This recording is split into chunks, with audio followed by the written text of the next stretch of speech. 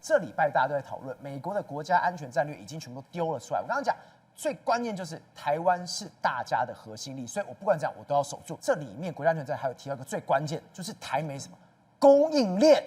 当然没有错哦，整个美国国家安全战略哦，它其实是这个重点。过去美国对于台湾呢都是保持所谓的战略模糊，但它现在变成是战略清晰、战术模糊，也就是声援台湾、协防台湾的决心呢势不可动摇。所以你从最近几个动作，你可以看到11月13号的时候，他已经批准了3.3亿对台湾的一个军售，而甚至是呢在12月4号的时候。那时候讲到台湾的官员呢，每5年呢要进行所谓的一定程度的调整，以及相关的形式，也就是要开放台湾的官员呢去到美国，包括华盛顿，包括白宫，甚至呢包括我们讲的重要的国务院，都要有这个机会可以前去。而这就是我们刚才谈到的国家安全一个战略的一个最重要的一个想定。但与此同时，有实质上的东西来。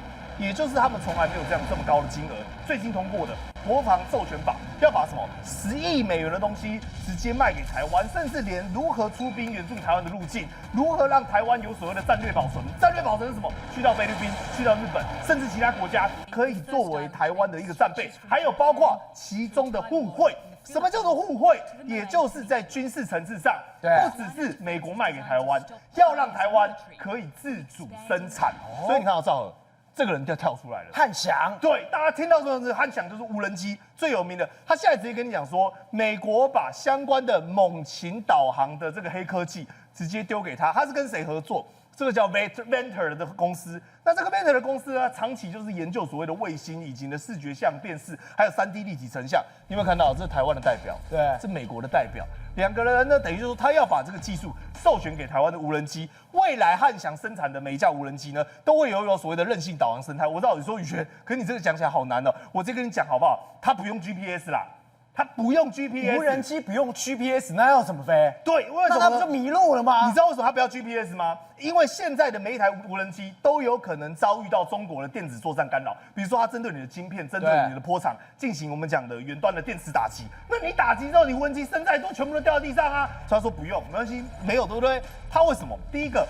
它有所谓的卫星去视觉辨识，再第二个配合的它无人机的视觉辨识，所以呢，它会把这2个图像结合之后来照，你看这个画面多漂亮，它会呈现出什么完整的3D 立体成像，也就是说，你看哦，这些东西都是3D 立体成像哦，它可以3D 立体成像之后，比如说我先借由卫星掌握到你整个港口的布局之后，你无人机再借由你的视觉辨识来看到这个地形地貌。比如说，我已经帮你记住这个山脉长什么样子，所以你无人机飞过去的时候，看到这个山脉，你就知道说，哦，我是谁，我在哪了。对，它会清清楚楚。照我们讲，以前的无人机是这样，它是用卫星定位 GPS 的方式，知道说我是在哪一个经度、哪一个纬度。对。但未来你只要有这个 Ventor 的系统之后，你不是你跟人认路一样。我今天走到忠孝东路上，我今天看到呢一栋大楼，看到明耀百货，我就知道我在忠孝东路吧。它无人机用看的，它直接用眼睛就可以。这么厉害？对，它有一个天眼。这个天眼先把这个地图跟你讲，所以你看到什么你就知道你在哪里，再配合无人机的资讯，然后两边串流，所以变的是你知道吗？它的最低它的失真程度大概可以在7公尺里面。其实这样的定位程度，你不是靠 GPS 非常精准你是用眼睛看可以到7公尺，而且它还可以同时实时呢帮助我们讲它远端的母控中心建立整个完整的3D 立体成像。那你想想看我们就举它的实例就好了。来，赵和。你看到这个很漂亮的蓝色的这个湖水，然后呢有港口，你知道这是在哪里吗？在哪？这是福建号停的地方。哇塞，它拍得很细耶。对，连上面的这些我不知道是遗漏的这种物品，它都拍得仔仔细细的。对，你知道它可以拍到什么吗？它比如说它用卫星打下去，然后呢它可以拍到干床屋，还有它的维修设施。还有包括呢，它正在新建中，也就是说它跟过往做一个比较，新生出来的一个码头跟一些栈桥。还有呢，包括呢，我们讲福建号停在的母港在哪里，也就是它深圳 parking 的地方，还有 parking 旁边岸上的呢一个新建筑。但我要跟你讲一个概念这是3D 立体成像，也就是它扫描之后，它可以用电脑直接把它我们讲立体模拟出来，所以它是具有它一定的高度，它的实体的等比例大小，它所在的位置，它都有办法把它掌握。我跟你讲，更尴尬在这边，中国人看到都要气死了。福建号停在它的母港，这一台就福建号，然后旁边就它的巡逻舰，完全都被拍了出来，而且它一扫过之后，用3D 的方式，全部都建构出来了。对，而且你知道这 Ventor 最可怕的是什么吗？它是24/7，也就是呢，它24小时随时都在给你监看，随时都在跟你更新，而且呢，它的这个精密程度来，我写一个数字你会吓坏，到50公分。50公分，也就是它的成像的解析程度到50公分，误差在4公尺。我今天看到你福建号在这边，我飞弹打过去不会偏4公尺啊，4公尺以内啊。所以你知道啊，它连这种系统哦，所以它变成说未来的作战呢一个很可怕的一个工具，而且配合呢，我们讲它有所谓的孔径雷达。这就是它的秘密。它利用这个孔径雷达呢，把这个我们讲的是原本得到的资讯跟传导出来的一个讯号，作为3D 立体成像，而且全天候。你就说哦，刮风下雨怎么办？哇劲，刮风下雨乌云，它还是有办法去把那个地方想尽办法去呈现出来。但你想想看哦，如果未来配合 AI， 是不是救灾变很方便？那无人机的攻打以及无人机的部件，是不是变很方便？那在这个100亿里面呢，更可怕的是什么？国防授权法，我们甚至台湾有一个厂商入列，是谁？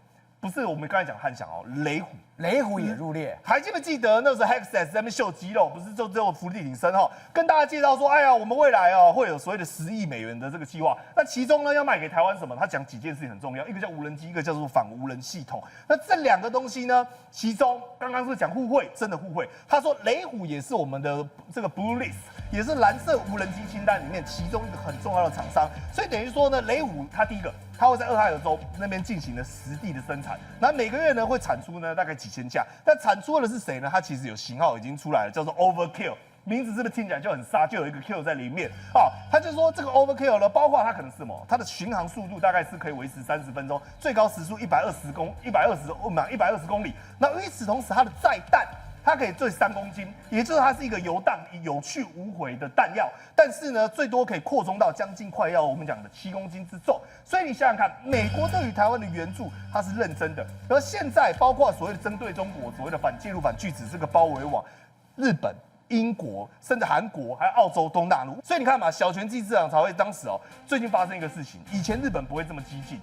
中国它利用它的歼15去锁定日本的 F-15战机，等于就是说射控锁定，我要对你开火了啦。他直接呛说极度危险，严正抗议。而且你看哦，它是12月6号，就它是12月7号的凌晨开记者会出来骂的。对，你们干什么东西？以前近次郎我们讲听君一席话，如听一席话。如今呢，他的每一句话我们都不想要错过，半夜直接跟你发表这个重讯，就跟你讲说，我就是对你严正警告。而且他说希望呢把并肩奔跑的姿势有力的传递给全世界。所以你有发现，以前呢台湾在世界的边缘，像一个我们讲亚细亚的孤儿，而现在不管是美国，不管是日本，不管是韩国，不管是澳洲，不管是英国，都把台湾当做自己的重中之重。滚哥，我们刚刚特别讲到，小泉进次郎是凌晨出来开记者会，你火控雷达锁2次，现在中日真的是感觉要玩 gay 起来，现在中国应该是我们抗日啊，结果你看到这个画面。寿司郎在上海开了第1间店，有没有？双手店，好，开了这家店之后，不得了！我想说，中国人怎么可能会去吃？不得了，大排长龙，听说要排，要达到12个小时才吃得到寿司郎。我们以为形势很简单，很紧张，结果现在反而他们寿司郎很紧张的是，既然人多到要提早把那个营业关掉，说不能现场取号，这多夸张吗？双手店一开，一个是在普陀区，一个是长宁区啊，一口气开2家店。现在这么紧张，大家都会担心。一去看的时候，才早上去的时候已经拿到409号了，还有人一早。3口提早就已经半个月要预约哦，你要半个月才预约得到哦，结果才发现一事情，上海老百姓对政治根本没有在注意啊，地利与我何干啊，日出而作，日落而息，皇帝在说什么跟我无关。你看到人那么多人多到什么地步你知道吗？到了中午的时候，竟然发生一件事情，我说寿司郎很紧张是竟然暂停营业，这个暂停营业不是关门了是因为现场已经没有办法抽号码牌，跟你说非常抱歉了，不要再来了，拜托你不要了。你知道这是什么时候吗？中午就有人秀出来，你在中午12点多的时候已经排到了708号，那是什么概念？你知道吗？预约时间现在寿司郎 APP 都非常方便，会告诉你大概排多久，725分钟。如果你是12点，等一下来，我们看到这一张725分。如果是我就撕掉了，不过你中午12点抽到这个号码牌，在台湾这样等，难怪寿司郎要跟你说，对不起，现在我很紧张，因为很怕让你们不开心，因为你已经额满了，这是上海的状况。所以上海晒出这个时候，你才发现全中国竟然都在哈日清日，才是真正让你恐怖的事情了。哎，上海是11点去排的时候，已经要排到晚上9点20，要排4个小时，比去排美签还要困难。对，700组客人在前面了哈，结果你知道有杭州的客人就秀出来，我们上海小儿科啦。我告诉你，上海杭州旁边的银泰购物中心，哎，600多号，现在600多号哦，你那时间是12点46分哦，600多号，你抽到是1541，900组在你面前，等到民国几年不用再等啊。所以有人说，哎，我可能是要等到下辈子早点投胎才能排得到。结果还不是上海跟杭州嘛？我们讲一个地方是最敏感的，每次讲到中国，那政治是敏感，就北京。结果有北京的朋友看到上海跟杭州的状况，就说我去北京也吃，然后前面也是有500个，最后是晚上9点半才吃到的，连北京都在哈日。所以你看打得那么紧张，结果全中国竟然都在哈日。然后当然日本、中国又要搞手段来对付日本了。不是你说中国人民都在哈日，结果你中国政府现在又要出什么手段？又开始搞小手段了。搞错啊你看读卖新闻就披露一件事情，是又开始日中恶化，开始现在日本的企业在12月6号开始陆陆续收到什么？那个稀土矿延后交货，可能又要对于日本开始动作施压，说我要用稀土来对付你。所以读卖新闻披露了这个消息，是因为关系恶化，日本一些业者买不到稀土，可能延迟交货的事情。可是经济学人就告诉你一个道理，其实日本已经在摆脱对中国稀土依赖的教训，这是一个教训，这个很痛。对，所以经济学人怎么报道，你知道吗？高市角毛11月的时候不是在讲我们台湾有事这件事情吗？闹了1个月了，结果。其实，在10月的时候，有一批从马来西亚关丹的加工的重稀土已经运到了日本，这是第一批在马来西亚关丹。这关丹产是怎么样啊？是由澳洲去生产矿物，但是澳洲人觉得说你提炼过程、精炼过程非常不环保，所以他们不喜欢在他们澳洲本土，所以澳洲提供矿物，然后跑到马来西亚彭亨州的关丹去盖大马厂。这是中国以外的第一家生产重稀土，这是重稀土。例如是特跟 D 这些用在马达或高效电动车要用的，其实已经实现商业化。所以在10月份的时候，其实高市早苗已经知道说，有些稀土、重稀土已经在马来西亚这些地方已经可以供应了。所以日本早就 stand by 了，我哪会怕你啊？你要来就来啊！不过你要看日本整个社会已经完全在改变了。这个是1月份的时候 NHK 的报道 ，NHK 就报道一家在大阪的新创公司，其实他们已经意识到一件事情是。从中国以外地区采购原料已经是一个很趋势的，这是一个新创公司叫 Nextco 的一个社长叫山本雄树。那他做出什么你知道吗？他开始在他的马达里面不用特跟 D 这些特跟 D 的稀土原料，不用在中国的特跟 D 这些原料，它一样可以做出高性能的马达，不用特跟 D 一样高性能。因为为什么要加这2个东西？是一个耐热跟效率会比较好，磁性比较强，或者是他去开发低能耗或低温马达了，一样不用到稀土。当然还有一些独家的东西的，你看这个它的特殊金属，它可以取代特跟 D 这些中国稀土，所以。日本已经开始在鼓励这些新创公司做这些所谓的不用中国稀土的东西，所以日本不是没有准备哦，早就已经有非常完整的准备，而且 NHK 这些都在鼓励这些事情。对，那用在哪些地方也开始没有用稀土？我们来讲，我们台湾对于大金空调印象都很好，人家已经决定在2025年，也就今年。就开始不用完全用稀土了，所以大金也把稀土给戒断了，完全不依靠中国了。空调为什么要用到稀土？是因为我们的压缩机里面都有马达，你马达你还是会发热，是要特跟低，所以这些技术就用在这些地方。那台湾的工业园一样，也是在研发这种零稀土永磁马达，我们都在走向这条路，让它有高效率比较高，不用再发热用到。中国的稀土当然还没有那么快了，没有那么快的状况之下，可以做什么？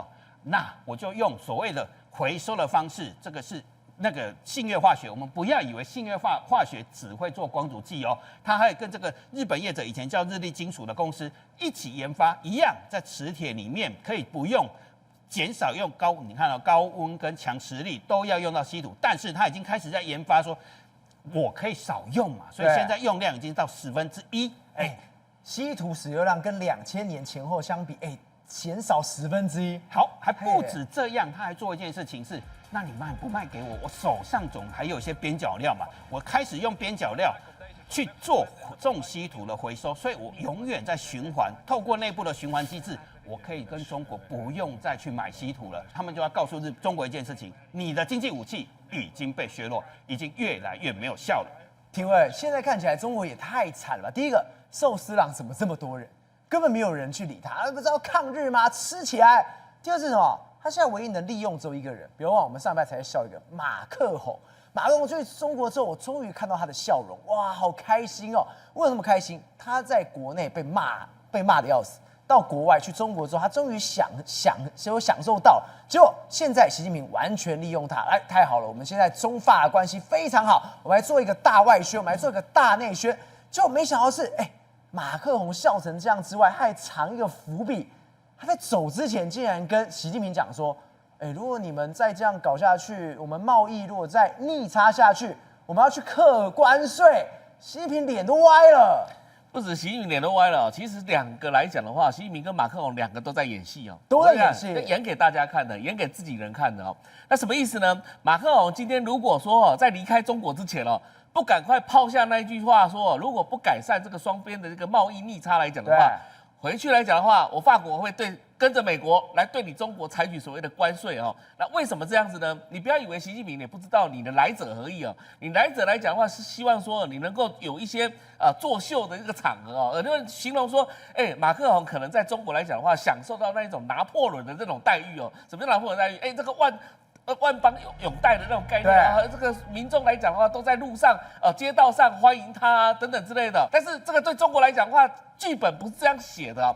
但问题是什么东西？马克宏为什么离开的时候讲这个关税这句话？因为他没有拿到大单啊。什么叫没有拿到大单？你以为啊，马克宏认为说，习近平哦，你跟川普不在吵架吗？那川普不是跟你不好吗？那你双方来讲的话，不是不欢而散吗？在那个釜山的时候也没有达到什么成果。